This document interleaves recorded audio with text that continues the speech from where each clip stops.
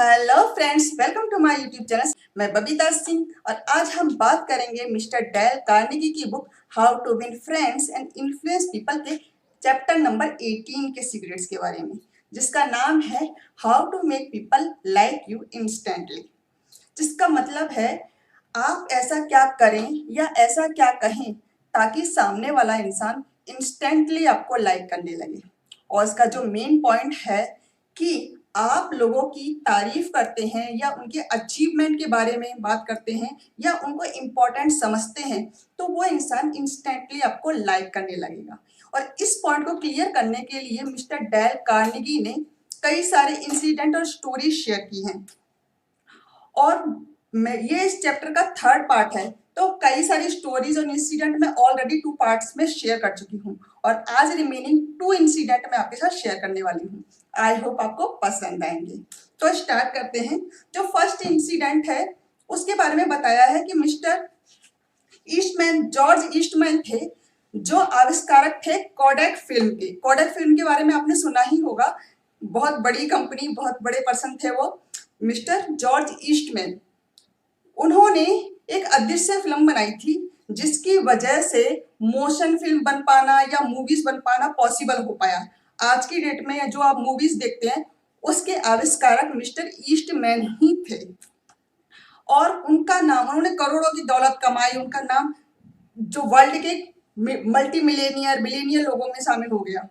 लेकिन एक ऐसा टाइम भी था जब वो थोड़ी सी प्रशंसा के लिए, थोड़े से इम्पोर्टेंस के लिए, थोड़े से अचीवमेंट की, उनकी कोई भलाई करे, उनके बारे में बात करे, इस चीज के लिए वो तड़प रहे थे, तरस रहे थे। तो लेकिन वो उनको मिल नहीं रहा था। ऐसी स्टेज मिस्टर ईस्टमैन के साथ भी हुई थी।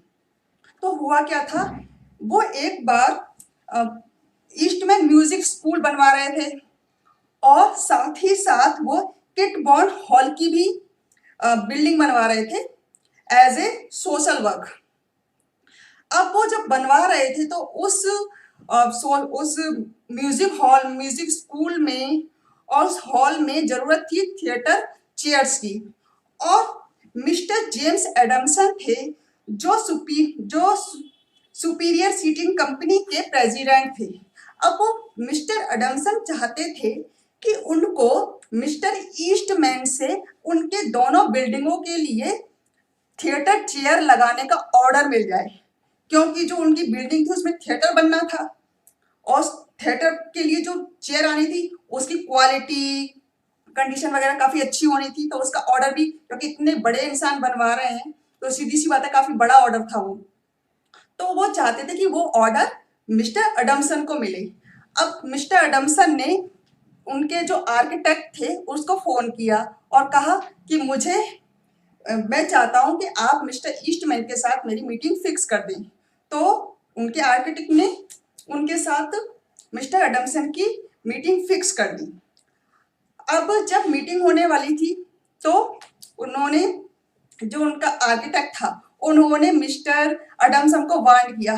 देखो, मैं आपको एक चीज क्लियरली बता दूं, मिस्टर ईस्टमैन बहुत ही बिजी इंसान है। आप उनका टाइम बर्बाद नहीं कर सकते। आप 5 मिनट से ज्यादा उनसे बात नहीं करेंगे। आपको इधर उधर की बातें नहीं करनी, पॉइंट टू पॉइंट बातें करनी है। और आपका जो मकसद है, मैं जानता हूं आपको ये ऑर्डर चाहिए, इसलिए ज्यादा चापलूसी करने की जरूरत नहीं है। पॉइंट टू पॉइंट बातें कीजिए और 5 मिनट के अंदर बाहर आ जाइएगा, ठीक है। तो उसने कहा कि ओके ठीक है। ये वार्निंग देकर पहले ही उन्होंने, वो आर्किटेक्ट ने मिस्टर एडमसन को वार्निंग दे दी थी। तो उसी हिसाब से मिस्टर एडमसन ने भी अपना दिमाग, अपना माइंड बना लिया कि मुझे कैसे मिलना है। तो जब वो एंट्री कर रहे थे, वो वहां पर वेट कर रहे थे, तो उन्होंने देखा उनके रूम में कि वहां पर बहुत सारे पेपरों की एक पाइल सी लगी हुई है। उसके पीछे मिस्टर ईस्टमैन बैठे हुए थे और जैसे ही उनको देखा कि उनके आर्किटेक्ट और मिस्टर ईस्टमैन, उनके वो मिस्टर जॉर्ज, वो एडमसन अंदर आए हैं, रूम में एंट्री किए, तो उन्होंने ऊपर देखा कि अच्छा। फिर उन्होंने अपना चश्मा उतारा और चलते हुए उनके पास आए और बोले, गुड मॉर्निंग गाइस, मैं आपके लिए क्या कर सकता हूँ। तब उनके जो आर्किटेक्ट थे उन्होंने एडमसन से मिस्टर ईस्टमैन को इंट्रोड्यूस करवाया कि ये हमारे आपसे मिलना चाहते थे और अपनी कंपनी की चेयर के ऑर्डर के बारे में बात करनी है आपको उससे। तो उन्होंने कहा, लेकिन वो कुछ बात करते उससे पहले मिस्टर एडमसन ने कहा कि जब मैं आपकी यहाँ पर आपका वेट कर रहा था तो मैंने देखा आपने बहुत ही खूबसूरत ऑफिस बनाया है। सच में ये बहुत ही खूबसूरत बिल्डिंग है। मैं खुद ऐसे ऑफिस में काम करना पसंद करूंगा। मैं खुद एक वुड वर्किंग के बिजनेस में हूँ, लेकिन मैंने अपनी पूरी लाइफ में इतना खूबसूरत, इतना अच्छा ऑफिस नहीं देखा। आपको इस ऑफिस में काम करने में सचमुच बहुत मजा आता होगा। तब मिस्टर ईस्टमैन ने कहा कि आपने ये कहकर मुझे कुछ याद दिला दिया। जब मैंने ये शुरू शुरू में बनवाया था, ये सचमुच बहुत सुंदर है। जब मैंने बनवाया था तो मैं घंटों यहाँ पे काम करता था, देखता था कि मैंने बहुत सारी कीमती चीजें लगवाई, जगह जगह से इसका सामान मंगवाया। तो उनके पास गए मिस्टर एडमसन और कहा कि जो ये वुड है, ये आपका ओक ट्री की है, वो इंग्लिश ओक ट्री है, क्योंकि ये इटालियन ओक ट्री से थोड़ी सी अलग है। मैं कि हाँ, ये इम्पोर्टेंट इंग्लिश ओक ट्री है।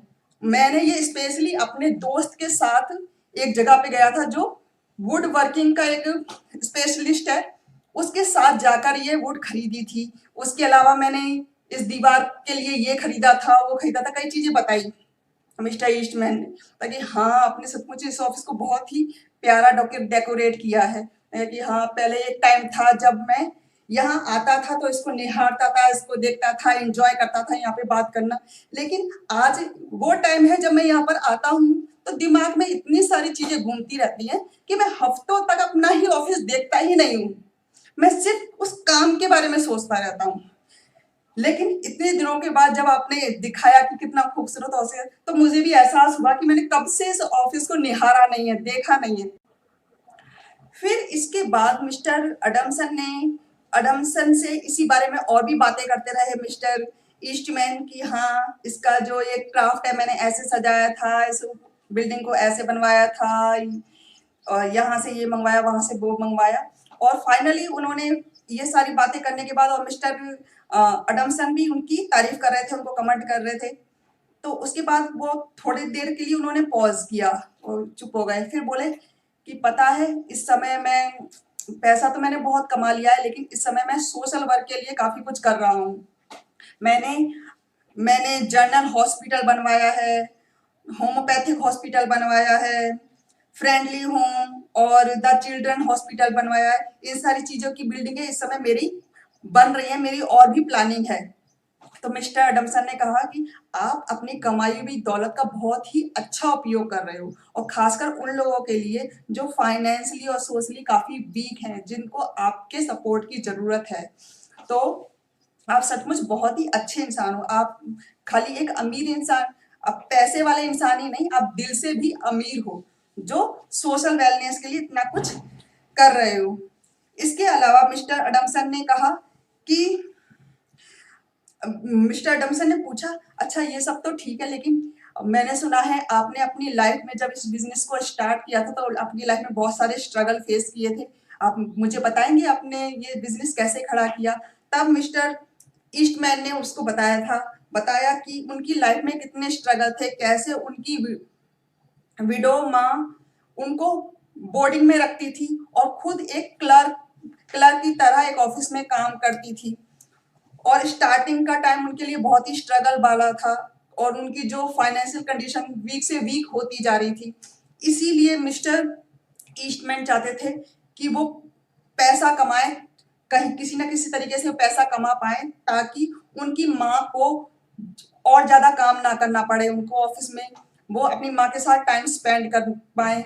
इसके अलावा उन्होंने बताया था कि कैसे उन्होंने एक ड्राई फोटोग्राफिक प्लेट से कई सारे एक्सपेरिमेंट किए, और रात रात भर वो कई बार 72 घंटे नहीं सोए, वो बिना नहाए धोए अपने काम में कंटिन्यू लगे ही रहते थे, और मुश्किल से 2-4 घंटे सोते थे और अपने ऑफिस में ही सो जाते थे, और फिर सुबह उठकर दोबारा से अपने काम में लग जाते थे, सिर्फ इस वजह से कि उनकी माँ को काम ना करना पड़े।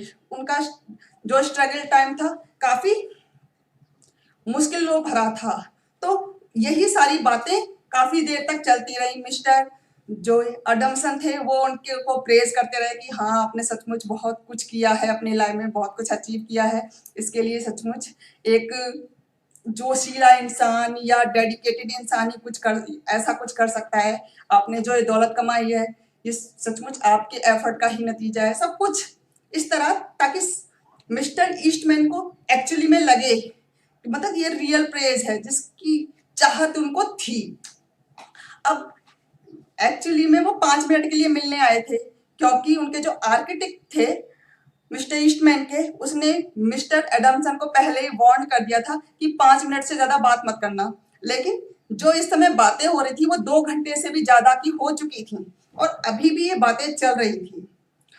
तब जब ये बातें हो रही थी तब मिस्टर ईस्टमैन ने कहा कि अच्छा मैं तुम्हें एक बात बताना चाहता हूँ कि एक बार मैं जब जापान गया था तो वहां से 2 चेयर खरीद के लाया था और उन चेयर को मैंने अपने सन पोर्स में लगा दिया सन बाथ लेने के लिए, लेकिन कुछ ही टाइम में उनका जो कलर था वो फेड हो गया। तब मैं अगले ही दिन शहर गया और वहां से कलर लेकर आया और खुद अपने हाथों से उस चेयर को पेंट किया। क्या आप देखना चाहेंगे कि वो मैंने कैसा पेंट किया है? तो मिस्टर एडम्सन ने कहा हाँ हाँ बिल्कुल देखना चाहूंगा। तो इनका इसके लिए फिर आपको मेरे घर पे आना होगा लंच के लिए। तो उन्होंने कहा हाँ हाँ बिल्कुल। तब फिर मिस्टर एडम्सन मिस्टर ईस्टमैन के लिए के घर पर गए और वहां पर मिस्टर ईस्टमैन ने अपनी वाइफ से उन्हें मिलाया, लंच करवाया, फिर वो चेयर दिखाई।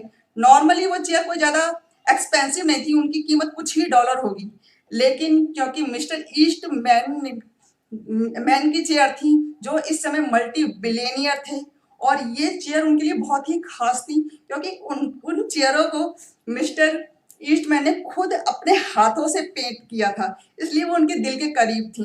तो इसके लिए मिस्टर एडम्सन ने उनकी काफी प्रशंसा की कि हमने सचमुच काफी अच्छा काम किया है, काफी अच्छी लग रही है ये चेयर। इस तरह से करके फिर मिस्टर ऐसे ही बातें होती रही और फाइनली जब मिस्टर एडम्सन अपने घर पे लौटे तो मिस्टर ईस्टमैन ने $90,000 का ऑर्डर मिस्टर एडम्सन को दिया और सबसे बड़ी बात मिस्टर एडम्सन ने ऑर्डर के बारे में कोई बात की ही नहीं थी।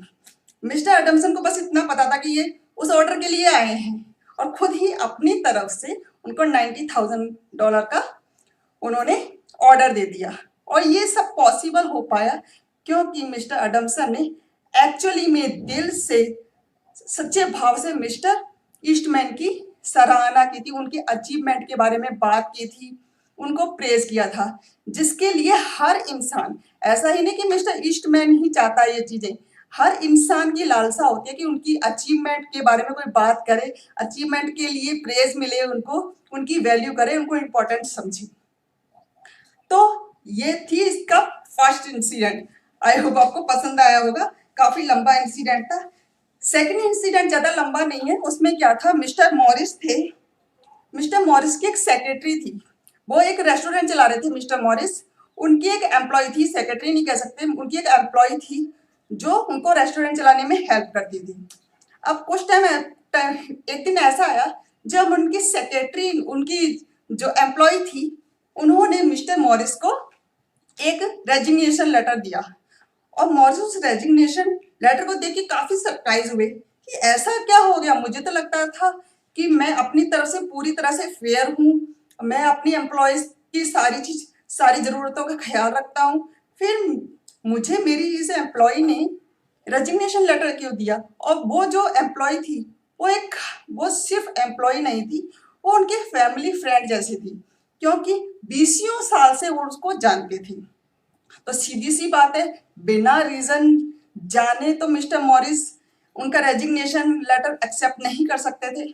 तब जब वो एम्प्लॉय उनके पास आई तो वो उसको एक कोने में ले गए और उनसे कहा कि देखो तुम जानती हो मैं तुम्हारा ये रेजिग्नेशन लेटर है वो एक्सेप्ट नहीं कर सकता क्योंकि जो ये रेस्टोरेंट है इसकी सक्सेस के पीछे जितना जिम्मेदार मैं हूँ उतनी ही जिम्मेदार तुम भी हो, उतना ही। और इसकी जितनी मेरी ज़रूरत है इस रेस्टोरेंट को, उतनी ही तुम्हारी भी ज़रूरत है। तुम्हारे बगैर ये रेस्टोरेंट सर्वाइव नहीं कर पाएगा। तो तुम बताओ कि तुमने ये क्यों दिया? उसने कहा कि नहीं सर, बस मन उब गया था। तो उसने कहा कि नहीं, तुम हमारे लिए बहुत ज़्यादा इम्पोर्टेंट हो।